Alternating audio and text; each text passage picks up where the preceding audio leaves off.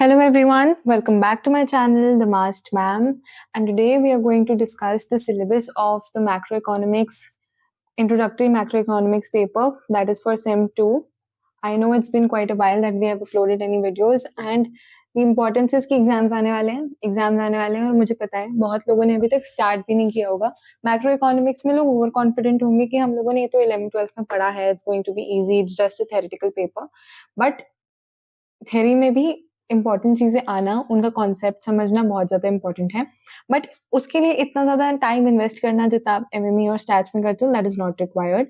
I have seen there are resources for macro but वो बहुत lengthy है and that is not what you require. So हम लोग 11th-12th में जैसे पढ़े हैं वन शॉट्स के थ्रू, वही सेम टू सेम पेडागोजी हम अप्लाई करने वाले हैं. I am going to start with the one shots of macro economics, introductory macro economics. From tomorrow हम एक एक चैप्टर को या एक एक यूनिट को as it feels feasible and easy हम उसे वन शॉट्स में अपलोड करेंगे. एक बार में वीडियो देखना, उस वीडियो में इंपॉर्टेंट क्वेश्चंस भी होंगे, सब कुछ होगा. You will have everything at your disposal and that's all you need. This will be your best program for revision, for concept and for questions. It will have everything, trust me. And that's all you need to do for macro. Exams आने वाले हैं, अभी कर लो, अभी एक बार कर लोगे और एग्जाम्स के पहले एक बार कर लोगे, so you'll be sorted for this examination and it will be very well. तो उससे पहले आज हम एक बार सिलेबस डिस्कस कर लेते हैं. हमने आपकी पेडागोजी बता दी कि हम क्या पेडागोजी फॉलो करने वाले हैं.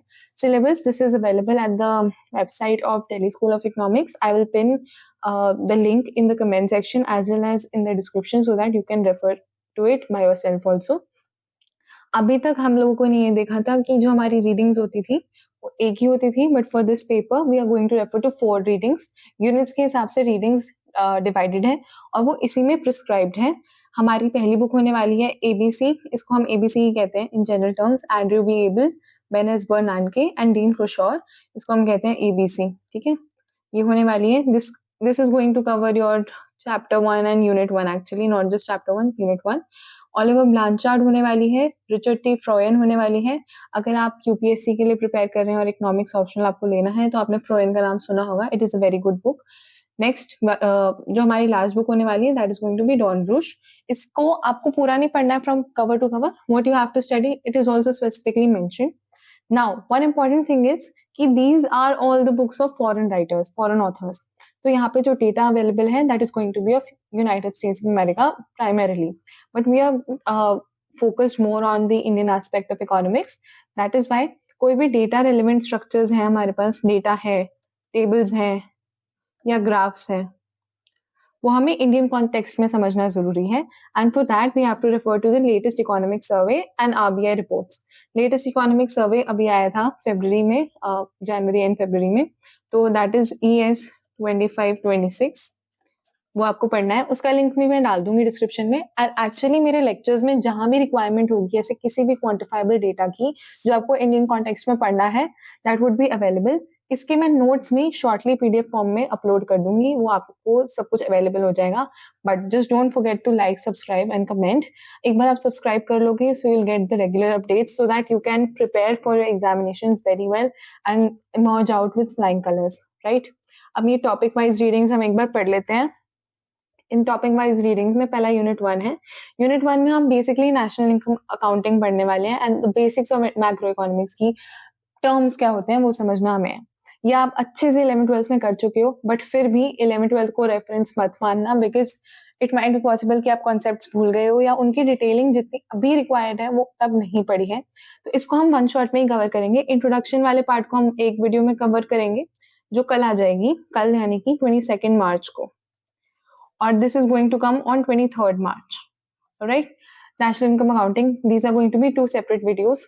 इसके लिए हम लोगों को एबल, बर्नाके एंड क्रोशोर का चैप्टर 1.1, 1.3, चैप्टर 2 और चैप्टर 5 करना है अप टू सेक्शन 5.1. ठीक है, एंड इसमें एक टेबल है 5.1, उसकी जगह this is a old syllabus, तो आपको 2023-24 नहीं रेफर करना. इकोनॉमिक सर्वे ऑफ 2025-26 आपको रेफर करना है.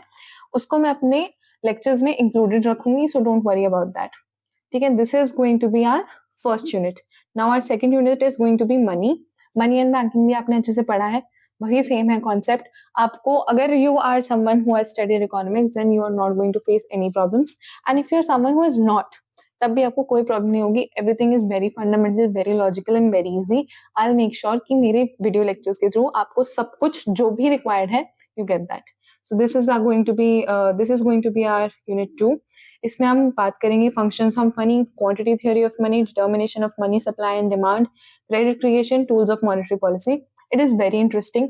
आप इसको रियल लाइफ से रिलेट भी कर पाओगे कि कैसे अचानक से इंटरेस्ट रेट्स बैंक के बढ़ जाते हैं, कैसे कम हो जाते हैं, कैसे लोग न्यूज चैनल्स में बात करते हैं कि लिक्विडिटी बढ़ गई है, लिक्विडिटी कम हो गई है, and how fundamental it is the core economic issues that we are facing, and how fundamental the role of an apex bank यानी कि RBI is in solving that। तो वही होती है हमारी मॉनेटरी पॉलिसी। आपने मनी एंड बैंकिंग अगर पढ़ा है तो आपको ये सारे टर्म समझ आ रहे होंगे। It is going to be just a recap for those who have studied.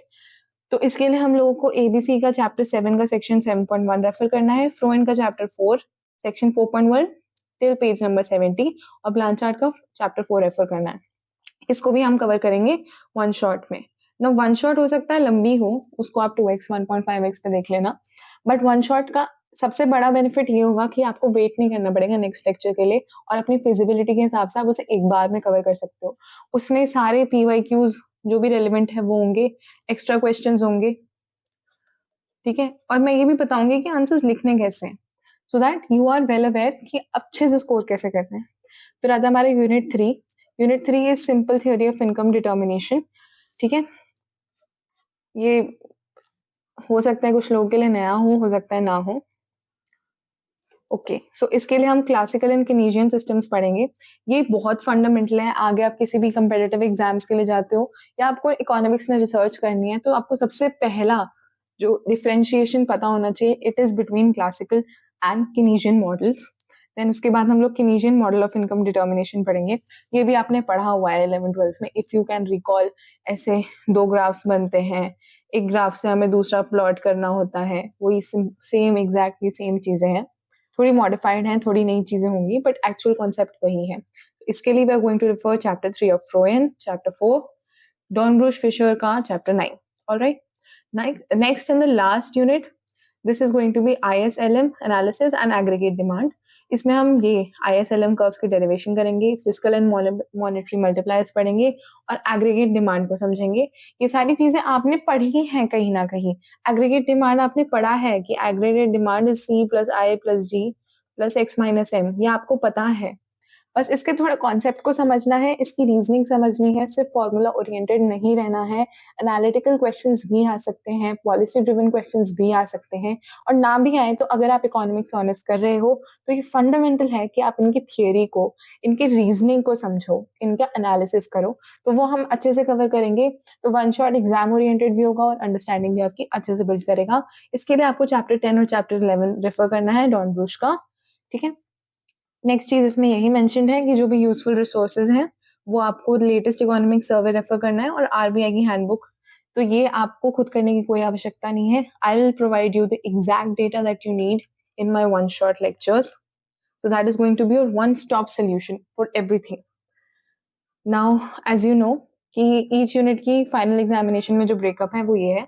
जो यूनिट 1 है that is going to be of 20 marks, unit 2 is going to be of 20 marks, 20 marks and 30 marks. तो ISLM ये important होने वाला है, AD की derivation ये important होने वाली है, बाकी सबकी इक्वल वेटेज है, ठीक है। एंड इसके लिए आपको लेटेस्ट इंडियन डेटा रेफर करना है।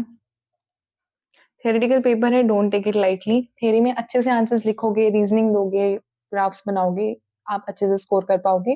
And be rest assured with the one shots that are one shot lectures that are starting from 22nd March 2026. It is going to be a full package for everything and anything you need. So just stay tuned and be ready. हम लोग statistics की भी साथ साथ classes लाते रहेंगे। Don't think कि statistics की class बंद हो जाएंगी, स्टैट्स की भी क्लास आएंगी, एंड मैक्रो भी हम ज्यादा से ज्यादा एक हफ्ते के अंदर पूरा कवर कर देंगे, ठीक है। All the best, good luck, happy learning, and just stay tune to this channel, keep supporting, keep liking. आप जितना लाइक और कमेंट करते हो उतना ही मेरा मोटिवेशन बढ़ता है, और उतना ही मेरा मन करता है कि मैं फ्री कंटेंट जितने लोगों के लिए हो सके अवेलेबल करा पाऊँ, not just in this course but to expand in other verticals also. So I hope you like this initiative and you keep supporting me. All the best. See you.